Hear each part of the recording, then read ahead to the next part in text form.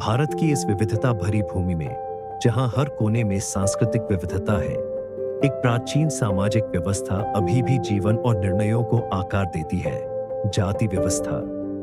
हालांकि भारत का संविधान जातिगत भेदभाव को गैर कानूनी मानता है, फिर भी आधुनिक भारतीय समाज में यह व्यवस्था अपने गहरे प्रभावों के साथ कायम है।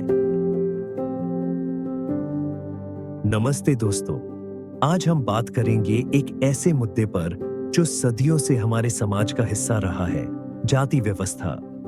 इसे समझने की कोशिश करेंगे और जानेंगे कि कैसे इसका राजनीतिक इस्तेमाल होता है। जाति व्यवस्था का जन्म हमारे प्राचीन ग्रंथों में वर्णित वर्ण व्यवस्था से हुआ।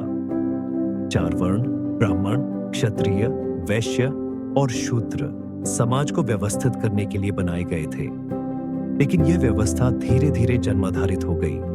जाति व्यवस्था ने समाज को तोड़ा और ऊंच नीच की भावना पैदा की। कई लोग इससे शोषित हुए और इसे सामाजिक अन्याय का एक बड़ा कारण माना गया। ब्रिटिश शासन ने जाति व्यवस्था को और गहरा किया। फूट डालो और राज करो की नीति से समाज में जातिगत विभाजन बढ़ा। महात्मा गांधी, डॉक्टर भीमराव अंबेडकर और कई अन्य नेताओं ने जातिगत भेदभाव के खिलाफ लड़ाई लड़ी। संविधान के निर्माण के दौरान जातिगत भेदभाव को खत्म करने के प्रावधान जोड़े गए। डॉक्टर अंबेडकर ने दलितों और शोषित वर्गों के लिए आरक्षण की व्यवस्था की। यह कदम समाज को बराबरी पर लाने के लिए था, लेकिन इसकी व्याख्या और उपयोग आज राजनीति में एक अलग रूप ले चुका है। आधुनिक भारत में जाति केवल सामाजिक मुद्दा नहीं है, बल्कि एक बड़ा राजनीतिक औजार बन चुकी है। चुनावों में राजनीतिक पार्टियां जातिगत समीकरण का इस्तेमाल करती हैं।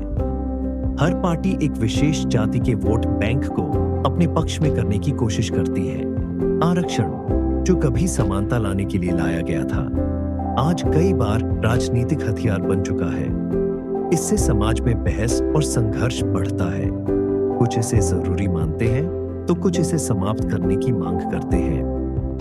जातिगत भेदभाव आज भी ग्रामीण इलाकों में गहराई से मौजूद है। हालांकि शहरी इलाकों में ये थोड़ा कम हुआ है, लेकिन समाज पूरी तरह से इससे मुक्त नहीं हो पाया है।